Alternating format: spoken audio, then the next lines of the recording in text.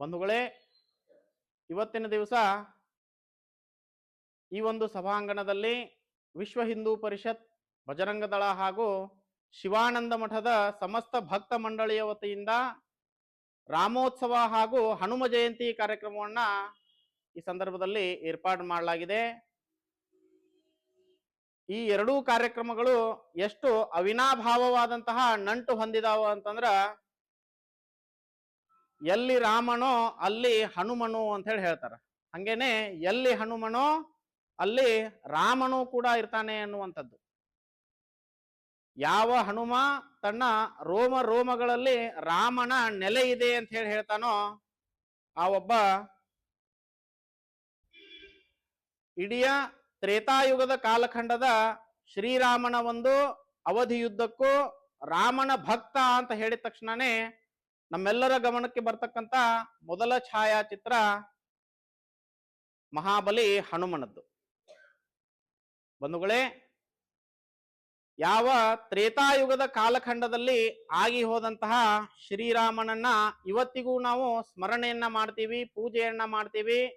ನಮ್ಮ ತಾಯಂದಿರು ಭಜನೆ, ಆರಾಧನೆ ಹಾಗೂ ಸತ್ಸಂಗಗಳ ಮುಖಾಂತರ ಇವತ್ತಿಗೂ ಸಹ ರಾಮನನ್ನ ಜೀವಂತವಾಗಿ ಇರಿಸಿಕೊಂಡು ಬಂದಿದ್ದಾರೆ.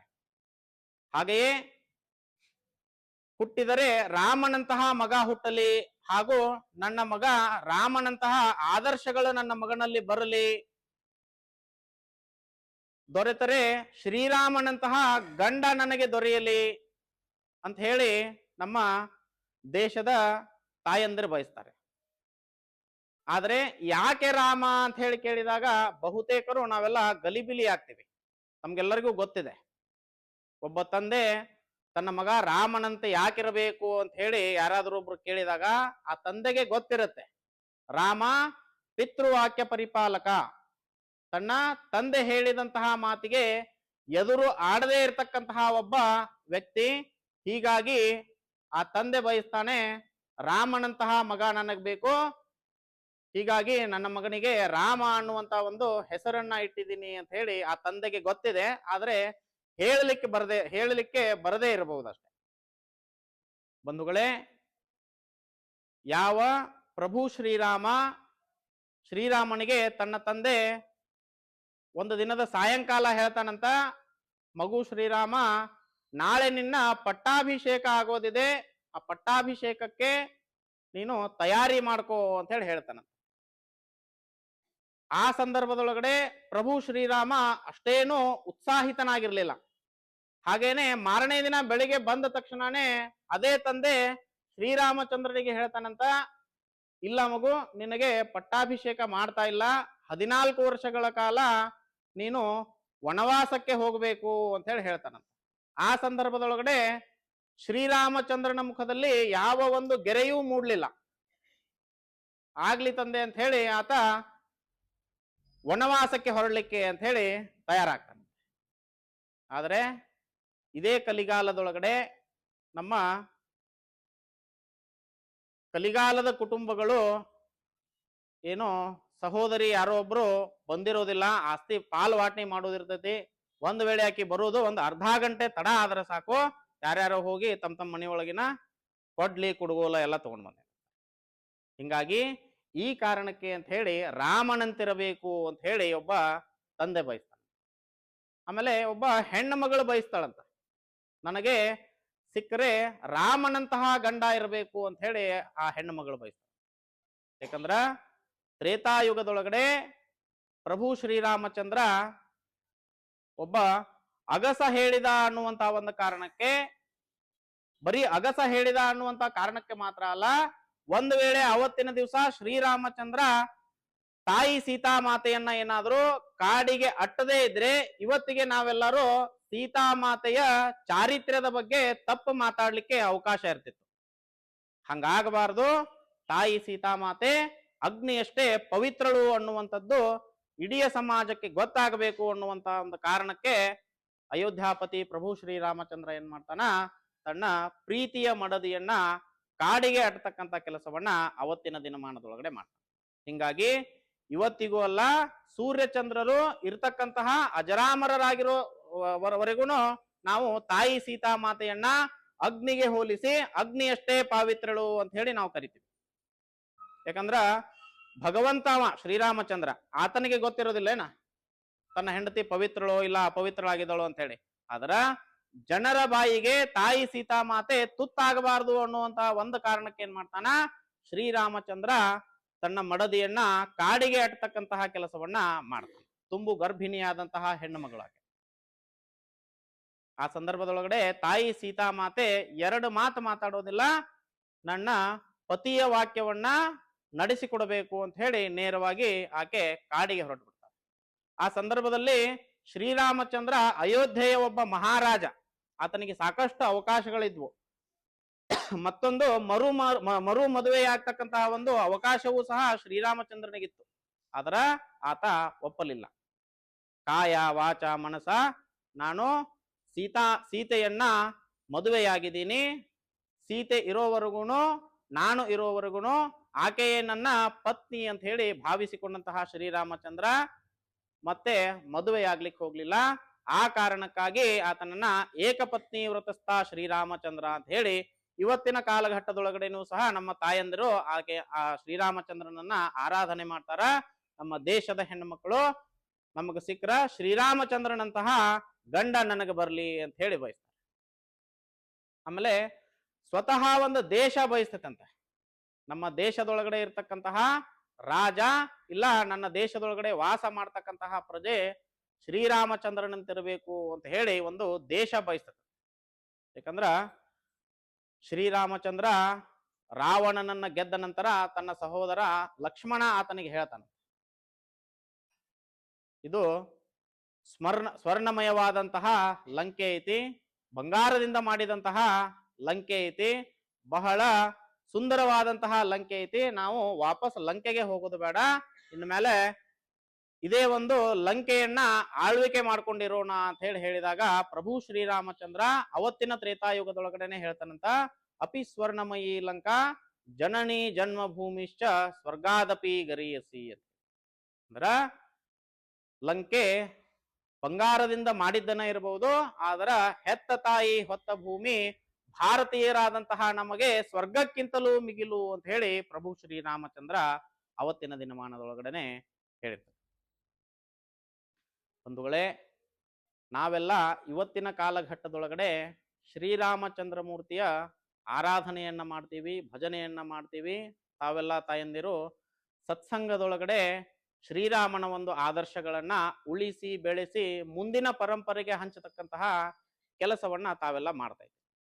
ನಮ್ಮ ದೇಶ ಯಾವುದು ಅಂತ ಕೇಳಿದ್ರ ಒಂದಷ್ಟು ಜನ ರಾಮರಾಜ್ಯ ನಮ್ಮದು ಅಂತ ಹೇಳಿ ಹೇಳ್ತಾರೆ. ಆದ್ರ ಇದೇ ರಾಮರಾಜ್ಯದೊಳಗಡೆ ಪ್ರಭು ಶ್ರೀರಾಮಚಂದ್ರನ ಭವ್ಯವಾದಂತಹ ಏನು ಮಂದಿರ ಇವತ್ತಿನ ದಿವಸ ನಾವು ಕಾಣ್ಲಿಕ್ಕೆ ಸಾಧ್ಯ ಆಗಿದೆ, ಆ ಮಂದಿರವನ್ನ ಕಟ್ಟಲಿಕ್ಕೆ ಸ್ವತಃ ಪ್ರಭು ಶ್ರೀರಾಮಚಂದ್ರನ ವಿಚಾರವನ್ನ ತಗೊಂಡು ಕೋರ್ಟ್ ಮೆಟ್ಟಲನ್ನ ಏರಬೇಕಾದಂತಹ ಒಂದು ಅವಸ್ಥೆ ಸ್ವತಃ ಭಗವಂತನಿಗೆ ಬಂದು ನಿಂತಿತ್ತಂತ. ಸ್ವಲ್ಪ ಮುಂದಿನ ಒಂದು 8-10 ನಿಮಿಷಗಳ ಕಾಲ ಆ ವಿಚಾರವನ್ನ ತಮ್ಮ ಮುಂದೆ ಇಡತಕ್ಕಂತಹ ಪ್ರಯತ್ನವನ್ನ ಈ ಸಂದರ್ಭದಲ್ಲಿ ನಾವು ಬಂಧುಗಳೇ, ನಾವೆಲ್ಲ ನಮ್ಮ ಮಕ್ಕಳಿಗೆ ಕೇಳಿದ್ರ ಅವರೆಲ್ಲ ಸಹಜವಾಗಿ ಹೇಳ್ತಾರೆ, ಯಾರು ನಿಮಗೆ ಸ್ವಾತಂತ್ರ್ಯವನ್ನ ಕೊಟ್ರು ಅಂತ ಕೇಳಿದ್ರ ಬ್ರಿಟಿಷರು ನಮಗೆ ಸ್ವಾತಂತ್ರ್ಯವನ್ನ ಕೊಟ್ರು ಅಂತ ಹೇಳಿ ಹೇಳ್ತಾರೆ. ಯಾಕಂದ್ರ ಬಹುತೇಕ ನಾವು ಕಲಿತಾ ಇರ್ತಕ್ಕಂತಹ ಎಲ್ಲಾ ಪಠ್ಯದೊಳಗಡೆನೂ ಆ ತರಹದ ಒಂದು ಮಾರ್ಮಿಕ ವಿಚಾರವನ್ನ ಬ್ರಿಟಿಷರು ಈಗಾಗಲೇ ತುಂಬಿಸಿ ಹೋಗಿಬಿಟ್ಟಿದಾರ. ಯಾವ ದೇಶದೊಳಗಡೆ ಗುರುಕುಲ ಶಿಕ್ಷಣ ಪದ್ಧತಿ ಇತ್ತೋ ಆ ಪೂರ್ಣ ಪದ್ಧತಿಯನ್ನ ತೆಗೆದುಹಾಕಿ ತಮ್ಮ ಈ ವಿದೇಶಿ ಪರಂಪರೆಯ ಒಂದು ಪದ್ಧತಿಯನ್ನ ಅವರು ತಂದು ಅಳವಡಿಸಿ ಬಿಟ್ಟಿದ್ದಾರೆ ಈಗಾಗಲೇ.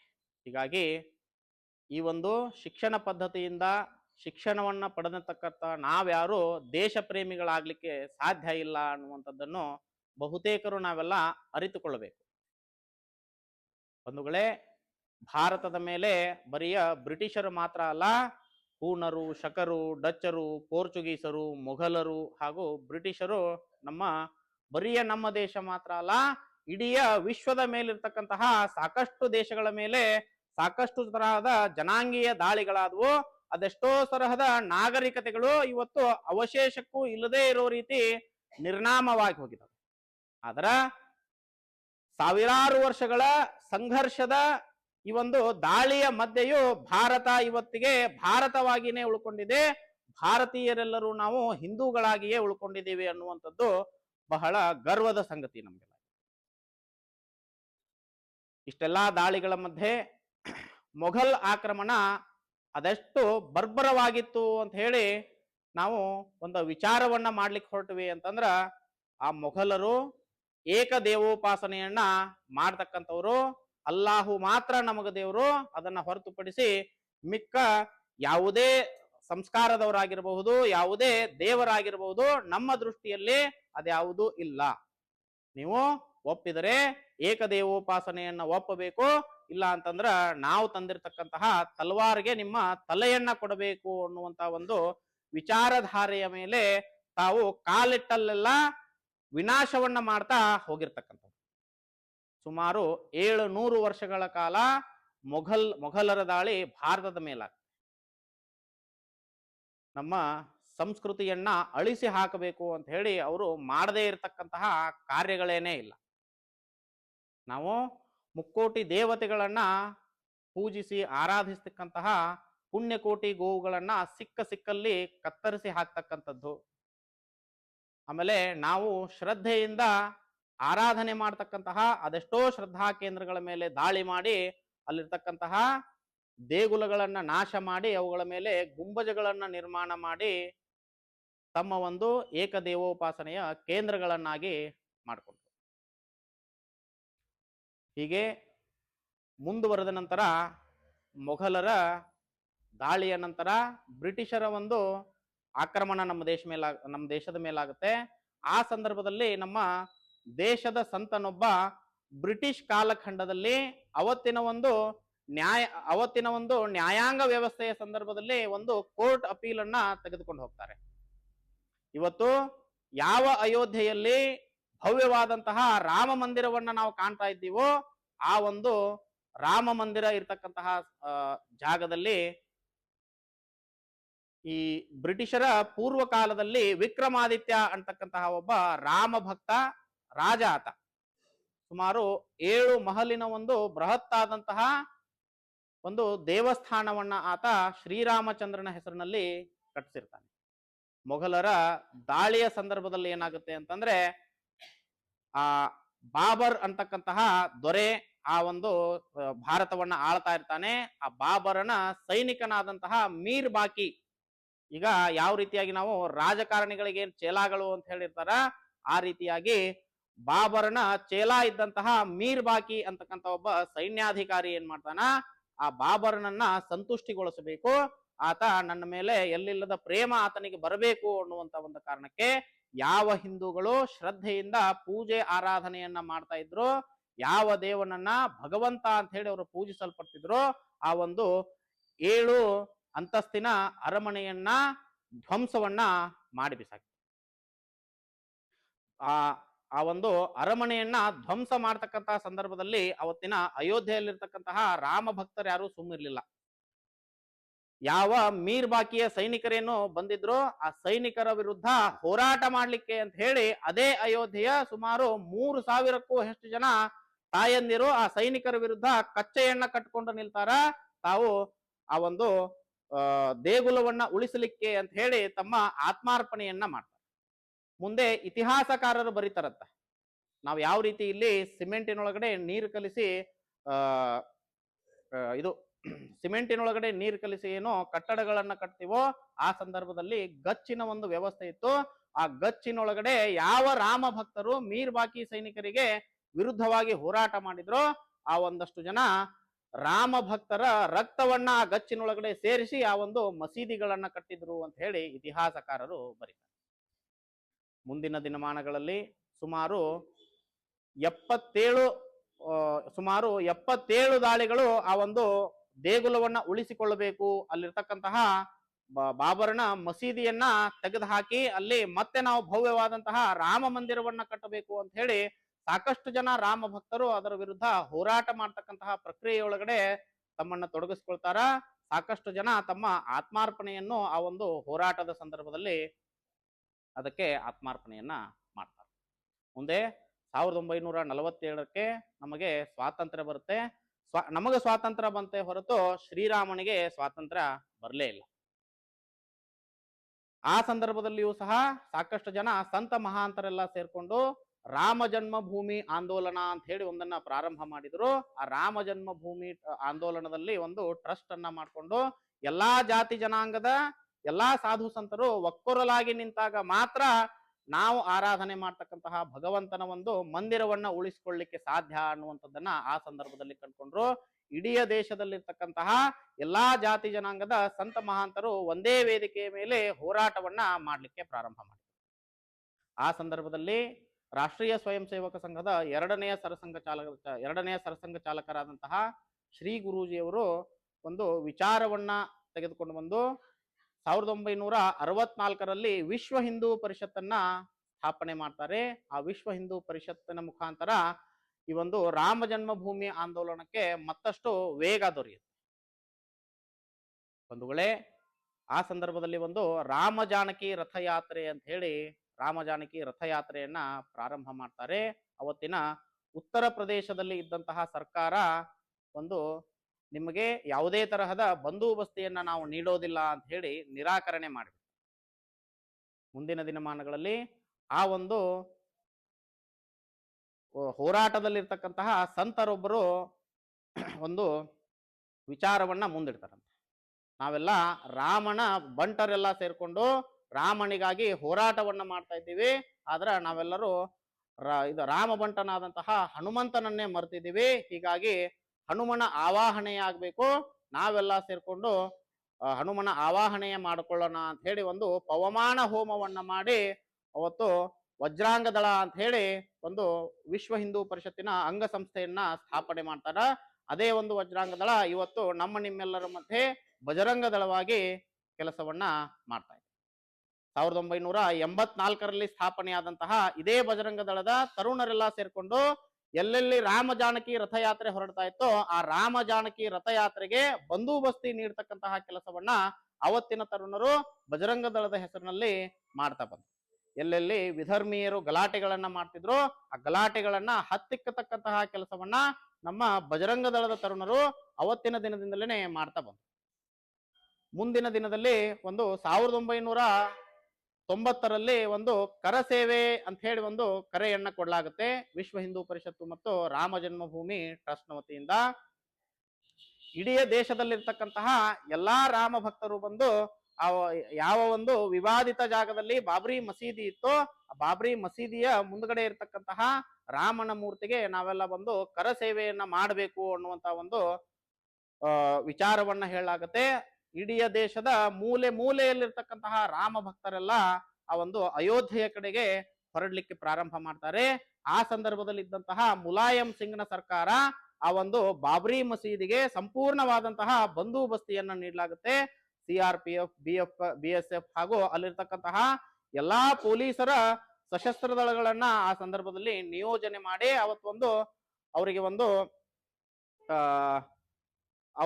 ಅವರಿಗೊಂದು ತೀರ್ಮಾನವನ್ನ ಕೊಡಲಾಗುತ್ತೆ. ಯಾರು ರಾಮ ಭಕ್ತರು ಇಲ್ಲಿ ಒಂದು ಬಾಬ್ರಿ ಮಸೀದಿಯ ಹತ್ರ ಸುಳಿತಾರೋ ಅವರಿಗೆ ಕಂಡಲ್ಲಿ ಗುಂಡಿಕ್ರಿ ಅಂತ ಹೇಳಿ ಒಂದು ಆದೇಶವನ್ನ ಆ ಸಂದರ್ಭದಲ್ಲಿ ಕೊಡಲಾಗುತ್ತೆ. ಆದ್ರೆ ಇದ್ಯಾವುದನ್ನು ವಿಚಾರವನ್ನೇ ಮಾಡದೇನೆ ರಾಮ ಭಕ್ತರೆಲ್ಲ ಆ ಒಂದು ಅಯೋಧ್ಯೆಯ ಕಡೆಗೆ ಹೊರಡ್ಲಿಕ್ಕೆ ಪ್ರಾರಂಭ ಮಾಡ್ತಾರೆ. ದಿನೇ ದಿನೇ ಸಂಖ್ಯಾತ್ಮಕವಾಗಿ ಜಾಸ್ತಿ ಆದಂತಹ ರಾಮನ ಭಕ್ತರನ್ನ ನೋಡಿದಂತಹ ಸರ್ಕಾರ ತಲೆ ಕೆಡಿಸ್ಕೊಂಡು ಏನ್ ಮಾಡುತ್ತಂತಂದ್ರ ಎಲ್ಲೆಲ್ಲಿ ಅಯೋಧ್ಯೆಯ ಕಡೆಗೆ ಹೊರಡ್ತಕ್ಕಂತಹ ಬಸ್ಸು ಟ್ರೈನು ಇತ್ಯಾದಿಗಳು ಎಲ್ಲೆಲ್ಲಿದಾವೋ ಅಯೋಧ್ಯೆಯ ಕಡೆಗೆ ಹೊರಡ್ತಕ್ಕಂಥವ್ರನ್ನೆಲ್ಲರನ್ನು ಅಲ್ಲಲ್ಲೇ ಬಂಧನ ಮಾಡಿ ಅವರನ್ನ ಜೈಲಿಗೆ ಹಾಕ್ತಕ್ಕಂತಹ ಕೆಲಸವನ್ನ ಮಾಡ್ತಾರೆ. ಅಂತಹ ಸಂದರ್ಭದಲ್ಲಿಯೂ ಸಹ ಸಾಕಷ್ಟು ಜನ ರಾಮ ಭಕ್ತರು ನಾನು ಕರಸೇವೆಗೆ ಹೋಗೇ ತೀರ್ತೀನಿ ಅಂತ ಹೇಳಿ ಎಲ್ಲೆಲ್ಲಿ ಪೊಲೀಸರು ಕಾಣ್ತಾರೋ ಅಲ್ಲಿ ಪೊಲೀಸರಿದ್ದಂತಹ ಸುತ್ತಮುತ್ತ ಯಾರ್ಯಾರ ಮಣಿಗಳಿರ್ತಾವೋ ಆ ಮಣಿಯೊಳಗಡೆ ಹೋಗಿ ತಾವು ಆಶ್ರಯವನ್ನ ಪಡಿತಾರ. ಅಲ್ಲಿರ್ತಕ್ಕಂತಹ ಸಾಕಷ್ಟು ಜನ ತಾಯಂದಿರು ಪೊಲೀಸರಲ್ಲಿಂದ ನಿರ್ಗಮನ ಮಾಡುವವರೆಗೂ 1 ದಿನ 2 ದಿನ 3-4 ದಿನಗಳ ಕಾಲ ಬಂದಿರತಕ್ಕಂತಹ ರಾಮ ಭಕ್ತರಿಗೆಲ್ಲ ಅನ್ನ ನೀರು ಆಹಾರವನ್ನ ಕೊಟ್ಟು ಸ್ವತಃ ತಮ್ಮ ಮನೆಯ ಮಕ್ಕಳಂತ ಹೇಳಿ ಸಲಹೆ ಕೆಲಸ ಆಮೇಲೆ ಪೊಲೀಸರಲ್ಲಿಂದ ನಿರ್ಗಮನ ಮಾಡಿದ ನಂತರ ಅವ್ರನ್ನ ಮತ್ತೆ ಅಯೋಧ್ಯೆಯ ಕಡೆಗೆ ಆರತಿ ಮಾಡಿ ಕಳಿಸ್ಕೊಡ್ತಕ್ಕಂತಹ ಕೆಲಸವನ್ನ ಅವತ್ತಿನ ದಿನಮಾನದೊಳಗಡೆ ಮಾಡ್ತಾರೆ. 1990 ಅಕ್ಟೋಬರ್ 30ನೇ ತಾರೀಕಿಗೆ ದೊಡ್ಡ ಪ್ರಮಾಣದಲ್ಲಿ ಒಂದು ಕರಸೇವೆ ಪ್ರಾರಂಭ ಆಗುತ್ತೆ. ಆ ಕರಸೇವೆಯ ಸಂದರ್ಭದಲ್ಲಿ ಆ ಒಂದು ಅಯೋಧ್ಯೆಯ ಬಾಬ್ರಿ ಮಸೀದಿಯ ಸಮೀಪದಲ್ಲಿ ಜೋಡಿಸಿರ್ತಕ್ಕಂತ ಒಂದು ವೇದಿಕೆಯ ಮೇಲ್ಭಾಗದಲ್ಲಿ ನಿಂತ್ಕೊಂಡು ಸಾಕಷ್ಟು ಜನ ನಾಯಕರು ಹಾಗೂ ಸಂತ ಮಹಾಂತರು ಆ ಒಂದು ಕಾರ್ಯಕ್ರಮವನ್ನ ಉದ್ದೇಶಿಸಿ, ಕರಸೇವೆಯನ್ನ ಉದ್ದೇಶಿಸಿ ಮಾತನಾಡ್ತಿರ್ತಾರೆ. ಆ ಸಂದರ್ಭದಲ್ಲಿ ಅದೇ ಒಂದು ಕರಸೇವೆಗೆ ಬಂದಂತಹ ಹಿರಿಯ ವ್ಯಕ್ತಿಯೊಬ್ರು, ಅತ್ಯಂತ ವಯಸ್ಸಾದಂತಹ ವ್ಯಕ್ತಿಯೊಬ್ರು, ನಾನಿಲ್ಲಿ ಬಂದಿರತಕ್ಕಂಥದ್ದು ಭಾಷಣವನ್ನ ಕೇಳಲಿಕ್ಕಲ್ಲ, ಬದಲಿಗೆ ಅಲ್ಲಿರ್ತಕ್ಕಂತಹ ವಿವಾದಿತ ಗುಂಬಜವನ್ನ ತೆರವುಗೊಳಿಸಿ ಅಲ್ಲಿ ರಾಮನ ಒಂದು ಭವ್ಯವಾದಂತಹ ಮಂದಿರವನ್ನ ನಿರ್ಮಾಣ ಮಾಡ್ಲಿಕ್ಕೆ ಅಂತ ಹೇಳಿ ನಾನು ಇಲ್ಲಿಗೆ ಬಂದಿದ್ದೀನಿ ಅಂತ ಅನ್ಕೊಂಡವನೇ ಏನ್ ಮಾಡ್ತಾನ, ಆ ಒಂದು ವೇದಿಕೆಯಿಂದ ಇಳಿದವರೇನೆ ಆ ಗುಂಬಜನ ಕಡೆಗೆ ಮುಖ ಮಾಡಿ ಧಾವಿಸ್ಲಿಕ್ಕೆ ಪ್ರಾರಂಭ ಮಾಡ್ತಾರೆ.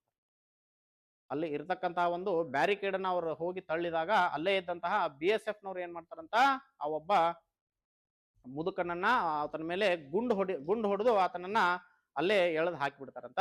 ಇದನ್ನ ನೋಡಿದಂತಹ ತರುಣರೊಳಗಡೆ ವಿದ್ಯುತ್ ಪ್ರವಾಹ ಆಗ್ತದೆ.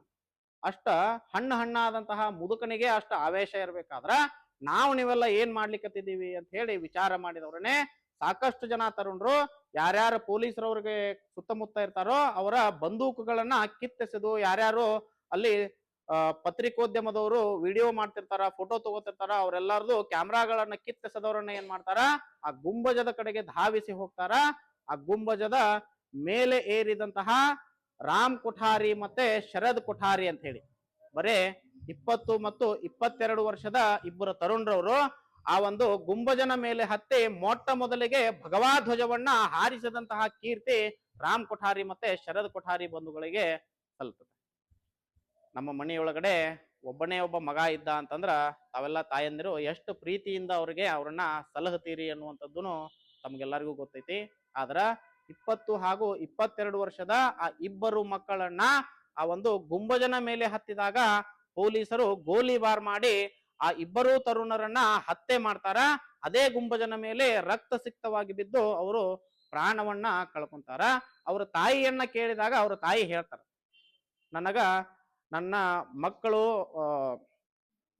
ಸ್ವರ್ಗಸ್ಥರಾಗಿದ್ದಾರ, ರಾಮ ಕಾರ್ಯಕ್ಕಾಗಿ ನನ್ನ ಮಕ್ಕಳನ್ನ ನಾನು ಅರ್ಪಣೆ ಮಾಡಿದ್ದೀನಿ, ಹೀಗಾಗಿ ಯಾವುದೇ ತರಹದ ವಿಚಾರ ಮಾಡ್ತಕ್ಕಂಥದ್ದಿಲ್ಲ ಅಂತ ಹೇಳಿ ಎದೆ ಉಬ್ಬಿಸ್ಕೊಂಡು ಆ ತಾಯಿ ಆ ಸಂದರ್ಭದೊಳಗಡೆ ಅಂದ್ರ ರಾಮ ಕಾರ್ಯಕ್ಕಾಗಿ ಏನೆಲ್ಲವನ್ನೂ ಅರ್ಪಣೆ ಮಾಡ್ಲಿಕ್ಕೆ ಅಂತ ಹೇಳಿ ಇಡೀ ದೇಶದ ಎಲ್ಲರೂ ಸೇರ್ಕೊಂಡು ಅವತ್ತಿನ ದಿವಸ ತಯಾರಾಗಿ ನಿಂತು. ಅವತ್ತಿನ ದಿವಸ ನೂರಾರು ಹೆಣಗಳು ಬಿದ್ದು ಹೋಗ್ತವೆ. ಜನರೆಲ್ಲ ಚಲ್ಲಾಪಿಲ್ಲಿಯಾಗಿ ಓಡಾಡ್ಲಿಕ್ಕೆ ಪ್ರಾರಂಭ ಮಾಡ್ತಾರ. ನಂತರದಲ್ಲಿ ಅಲ್ಲಿರ್ತಕ್ಕಂತಹ ಸರ್ಕಾರ ಸಾಕಷ್ಟು ಜನರನ್ನ ಬಂಧನವನ್ನು ಮಾಡ್ತಾರ. ನಂತರದಲ್ಲಿ ಆ ಒಂದು ಜಾಗದಿಂದ ಎಲ್ಲರನ್ನೂ ಚದುರಿಸಲಾಗತ್ತ. ದೊಡ್ಡದಾದಂತಹ ಬಂದೋಬಸ್ತಿಯನ್ನ ಆ ಒಂದು ಗುಂಬಜಿಗೆ ಮಾಡ್ಲಾಗತ್ತೆ. ಮುಂದೆ ಆ ಒಂದು ಮುಲಾಯಂ ಸಿಂಗ್ನ ಸರ್ಕಾರ ಬಿದ್ದು ಹೋಗ್ತೈತಿ. ನಂತರ ಇನ್ನೊಂದು ಸರ್ಕಾರ ಆ ಸಂದರ್ಭದೊಳಗಡೆ ಬರ್ತೈತಿ. ಆ ಸಂದರ್ಭದೊಳಗಡೆ 1992ರ ಡಿಸೆಂಬರ್ 6ರಂದು ಮತ್ತೊಂದು ಸಲ ಕರಸೇವೆಗೆ ಅಂತ ಹೇಳಿ ಕರೆ ಕೊಡ್ಲಾಗತ್ತೆ. ದೇಶದಾದ್ಯಂತ ಯಾರು ಬರ್ತಾರೋ ಇಲ್ಲೋ ಅನ್ನುವಂತ ಒಂದು ಗೊಂದಲ ಬೇರೆ. ಈಗ ಎಲ್ಲೋ ಒಂದು ಸಣ್ಣ ದಾಂಧಲೆ ಆಯ್ತು ಅಂತಂದ್ರ ನಾವೆಲ್ಲ ವಿಚಾರ ಮಾಡ್ತೀವಿ, ಅಲ್ಲಿ ಏನ್ ಹೋಗುನೇನು ಬ್ಯಾಡೋ, ನನ್ನ ಮಗನ್ ಕಳಿಸ್ಬೇಕಾದ್ರ ವಿಚಾರ ಮಾಡ್ತೀವಿ. ಆದ್ರ ರಾಮನ ಸಲುವಾಗಿ ಪ್ರಾಣವನ್ನ ಬಿಡ್ಲಿಕ್ಕೆ ಅಂತ ಹೇಳಿ 6 ಲಕ್ಷ ಜನ ಇಡೀ ದೇಶದ ಹಿಂದೂಗಳು ಆ ಒಂದು ಅಯೋಧ್ಯೆಯಲ್ಲಿ ಬಂದು ಅವತ್ತಿನ ದಿವಸ ತಲುಪಿದ್ರು. ಮತ್ತೆ ಕರಸೇವೆ ಪ್ರಾರಂಭ ಆಗತ್ತಾ.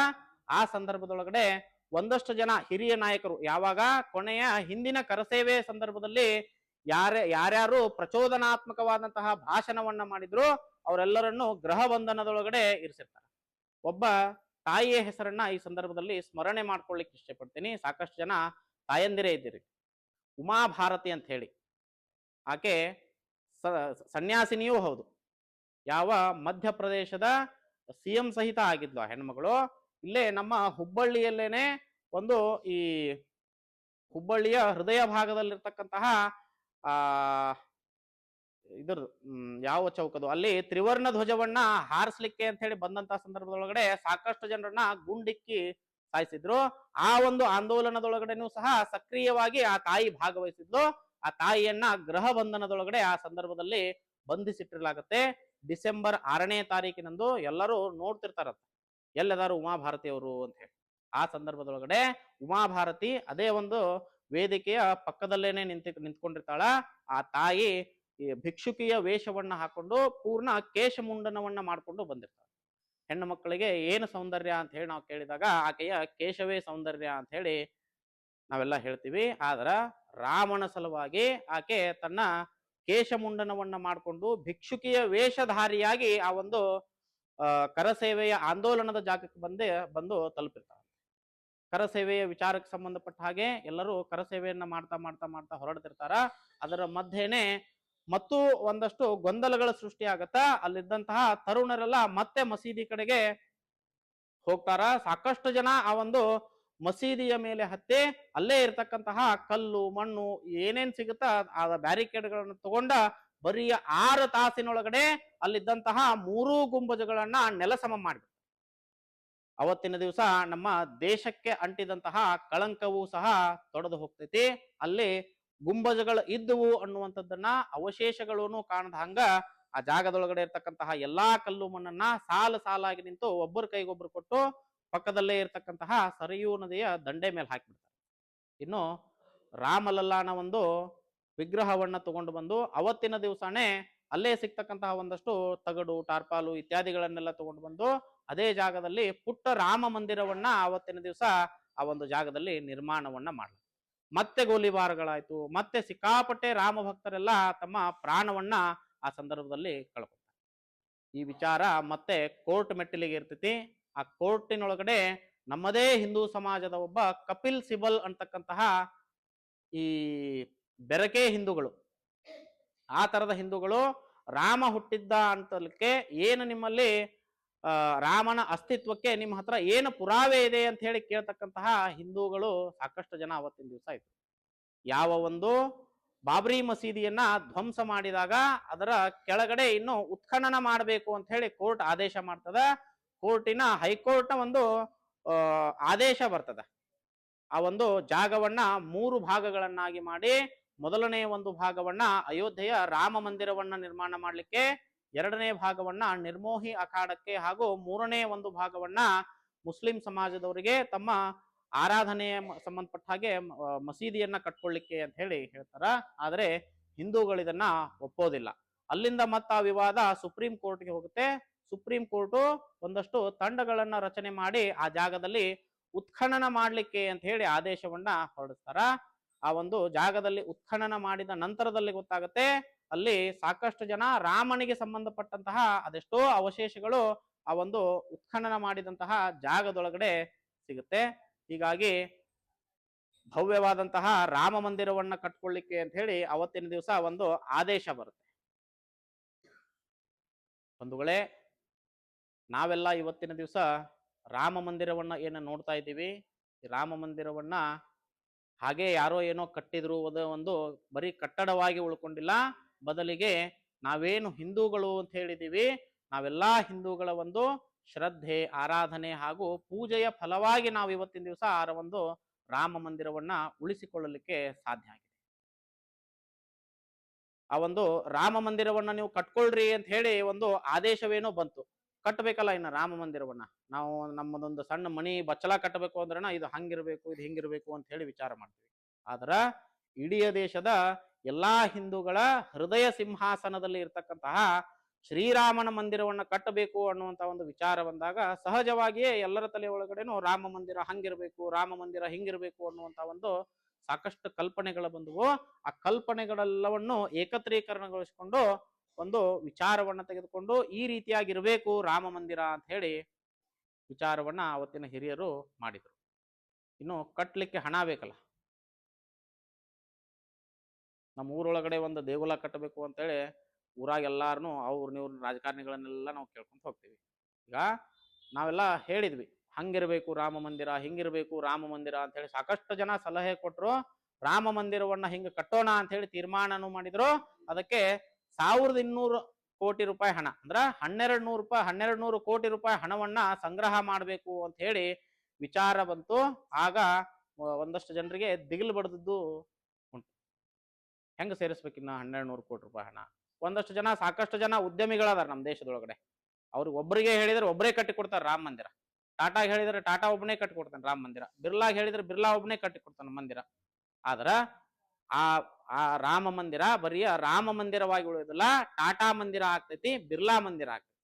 ಆದ್ರ ಅದ ಇಡೀ ದೇಶವಾಸಿಗಳ ಎಲ್ಲಾ ಹಿಂದೂಗಳ ಮಂದಿರವೂ ಆಗ್ಬೇಕಲ್ಲ, ಆ ತರದ ಚಿಂತನೆಯನ್ನ ಮಾಡ್ಕೊಂಡಂತಹ ವಿಶ್ವ ಹಿಂದೂ ಪರಿಷತ್ತು ಒಂದು ನಿಧಿ ಸಂಗ್ರಹ ಅಭಿಯಾನ ಅಂತ ಹೇಳಿ ಪ್ರಾರಂಭ ಮಾಡಿದ್ರು. ಸಾಕಷ್ಟು ಜನ ತಾಯಂದಿರು ಸಹ ಬಹುತೇಕ ಅದರೊಳಗಡೆ ಪಾಲ್ಗೊಂಡಿದ್ದೀರಿ.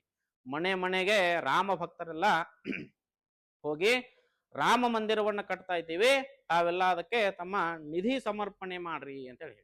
ದೇಣಿಗೆ ಕೊಡ್ರಿ ಅಲ್ಲ, ನಿಧಿ ಸಮರ್ಪಣೆಯನ್ನ ಮಾಡ್ರಿ. ಅಂದ್ರ ರಾಮನಿಗೋಸ್ಕರ ನೀವು ಏನ್ ಸಮರ್ಪಣೆ ಮಾಡ್ತೀರಿ ಮಾಡ್ರಿ ಅಂತ ಹೇಳಿ. ಸಾಕಷ್ಟು ಭಾವನಾತ್ಮಕವಾದಂತಹ ಸಂಗತಿಗಳು ಇದರ ಮಧ್ಯೆ ಜರುಗಿದೆ.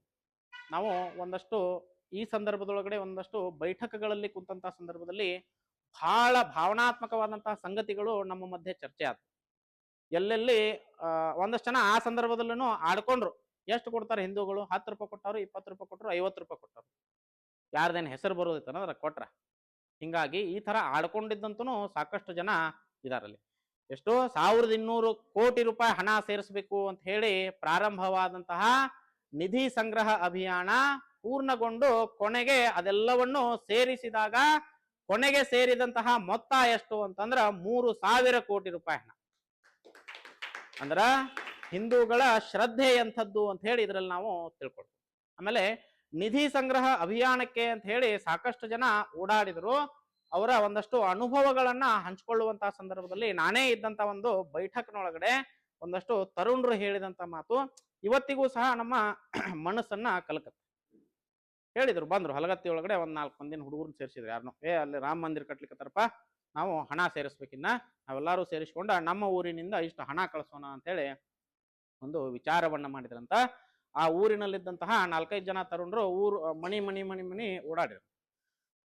ಒಂದ್ ಮನಿಗೆ ಹೋದವ್ರನ್ನ ಜೈ ಶ್ರೀರಾಮ್ ಅಂದ್ರು.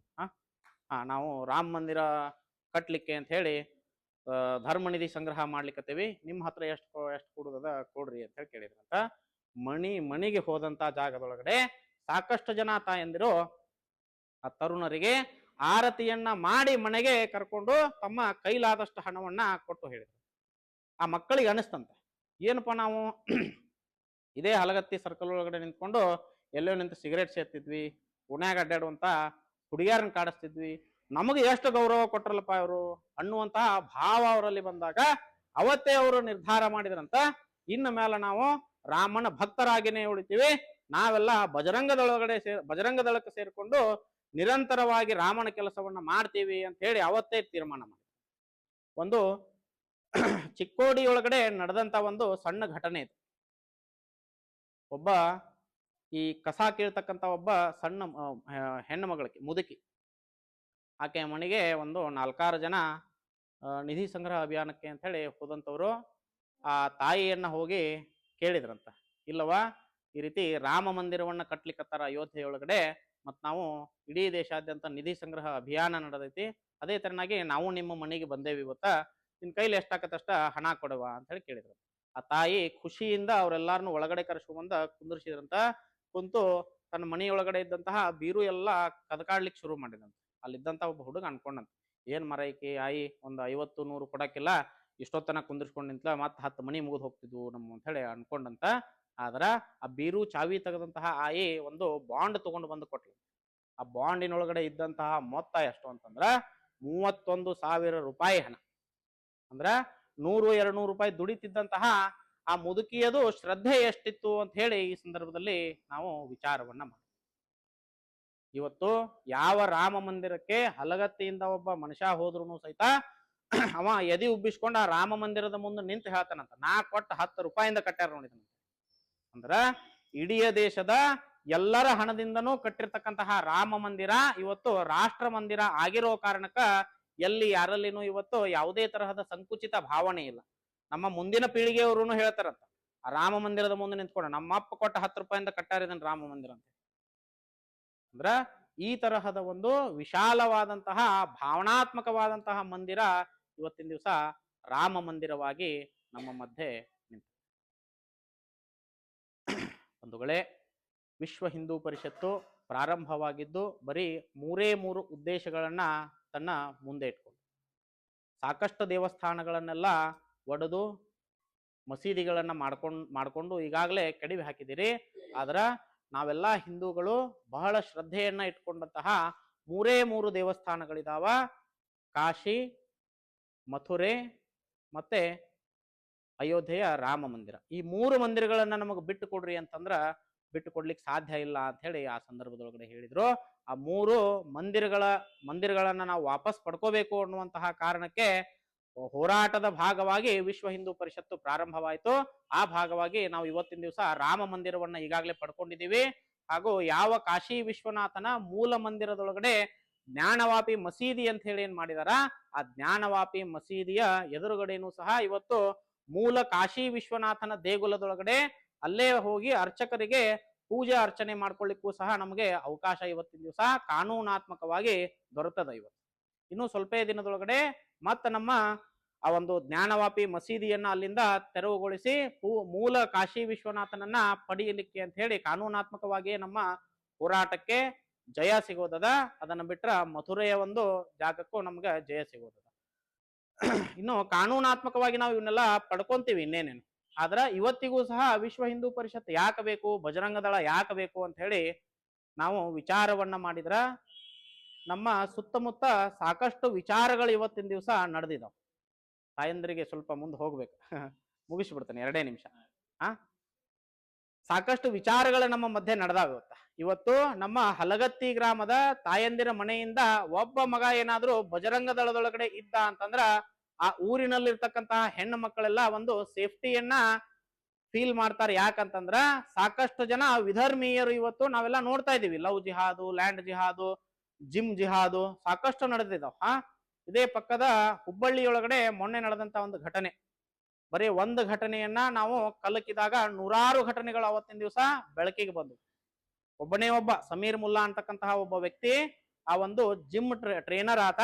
ಅಲ್ಲಿರ್ತಕ್ಕಂತಹ ಹಿಂದೂ ಹೆಣ್ಣು ಮಗಳ ಜೊತೆಗೆ ದೈಹಿಕವಾದಂತಹ ಸಂಬಂಧವನ್ನ ಇಟ್ಕೊಂಡಂತಹ ವ್ಯಕ್ತಿ ಸುಮಾರು ಸಲ ಆ ಹೆಣ್ಣು ಮಗಳಿಗೆ ಈ ಗರ್ಭ ನಿರೋಧಕ ಮಾತ್ರೆಯನ್ನ ಕೊಟ್ಟಿರ್ತಕ್ಕಂಥದ್ದು. ಸಾಕಷ್ಟು ಜನ ತಾಯಂದಿರಿದ್ದೀರಿ, ಗೊತ್ತದ ನಿಮಗಿಲ್ಲೇ.